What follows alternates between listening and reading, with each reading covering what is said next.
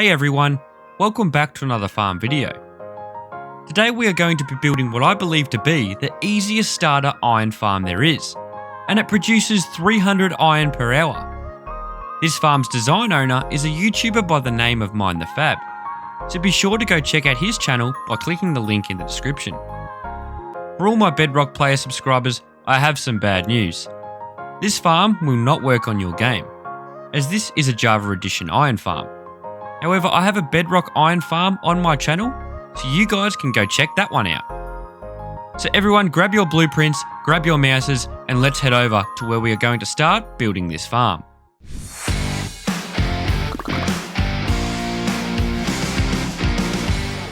Now that we are at our build site, let's open our blueprint and take a look at the resources we are going to use.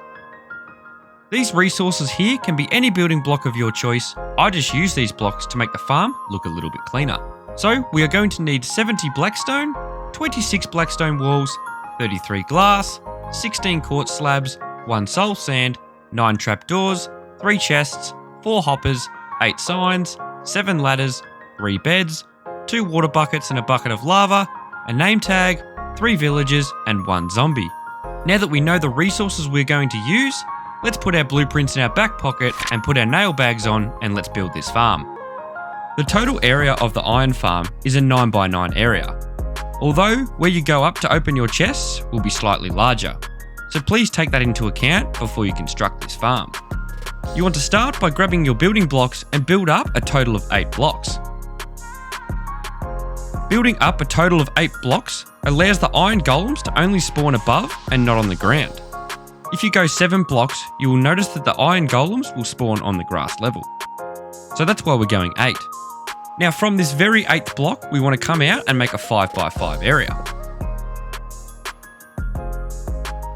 Wherever you want the front of your farm to be, you want to leave these 3 blocks vacant.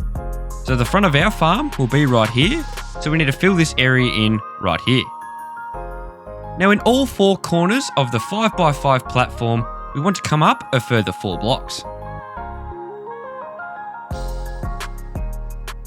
Now you want to grab your 3 beds, and they can be any colour, and you want to place 2 beds to the left and the right up against the back wall. Then come behind these beds and you want to place a bed 1 block further than these ones to the left and the right.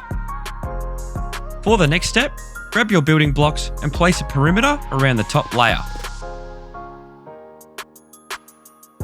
Come to the front of your farm and bring your quartz slabs with you. Start by placing 5 bottom slabs in front of the farm.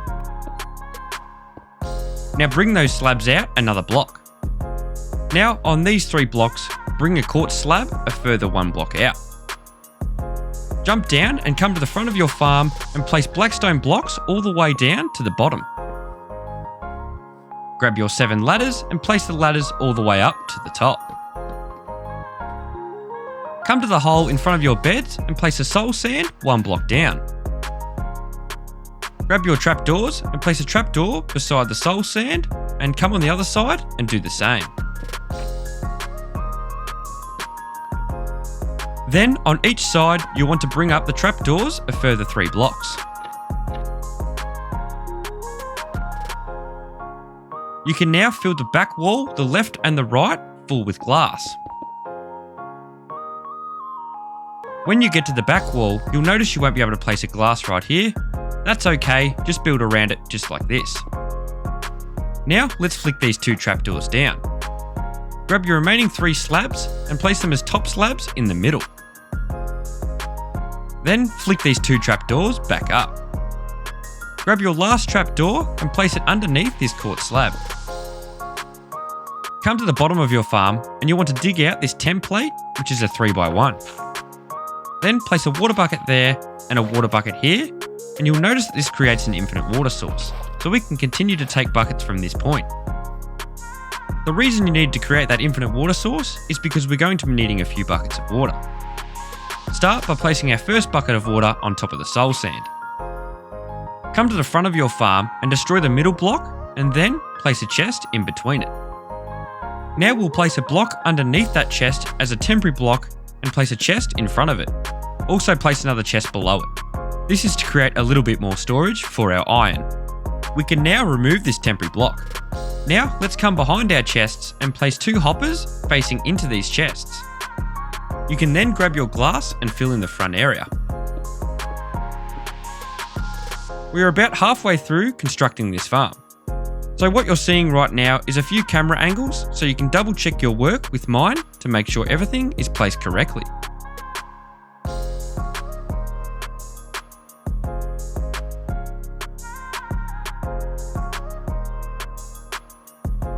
We now want to come up on top and place 3 blocks to the left and the right. For now, place our last building block right here. We are now about ready to put our villagers and zombie in place. So for the next step, listen carefully as I'm going to show you how you can put your villagers and zombies in quite easily. The first thing you'll want to do with this is create a staircase of dirt all the way up. I know that the dirt wasn't on the materials list, but I believe dirt is pretty easy to get.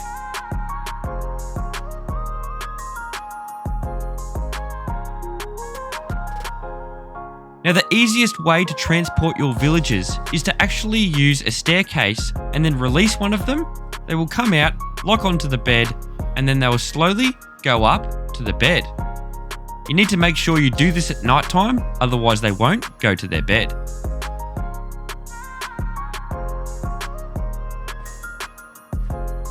As you see, he fell down the hole and went in. So let's do this again. We'll break this. Villager number 2 will come out. Eventually he will lock onto the bed, which he has now. He will go up the staircase, travel up the staircase, stop at that black stone block for a while, and then he will jump in.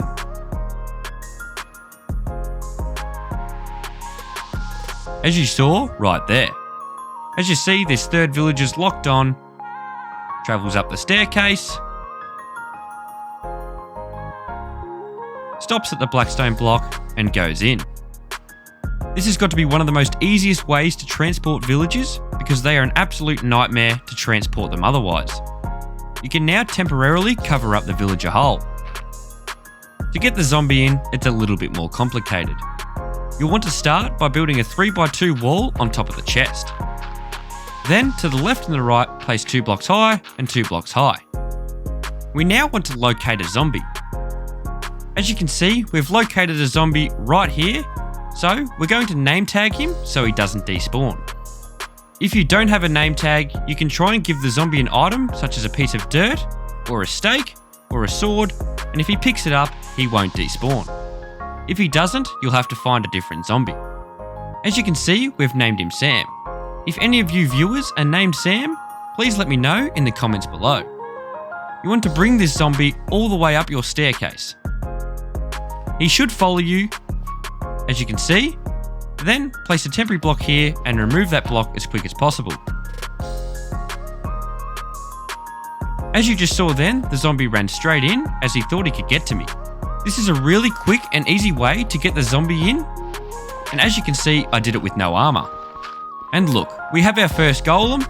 Now this creates another issue. You want to be very careful you don't accidentally hit one of these guys. Otherwise, you could pay severe consequences, especially in a hardcore world. So our villagers and zombies are in place, and our iron golems are spawning, so we know that this farm is fully functional. So before it becomes daytime, we need to place a temporary block behind this chest.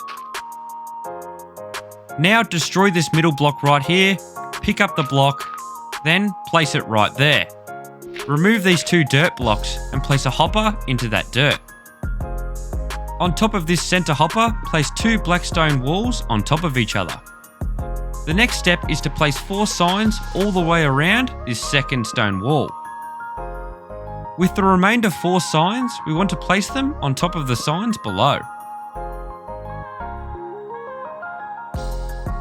The sign placement should look like this. Grab your bucket of lava and place it on top of the stone wall. And as you see right here, the signs keep the lava from spreading. We can now remove this staircase right here as we won't be needing it anymore. The last step is to get our water in place so the water pushes the golems into this lava. So build a temporary block out and then place black stone walls all the way around the perimeter of the 5x5 platform. Once the stone wall is complete, you can remove this temporary block. You'll then want to make a few trips to your infinite water source and place water buckets in all 4 corners.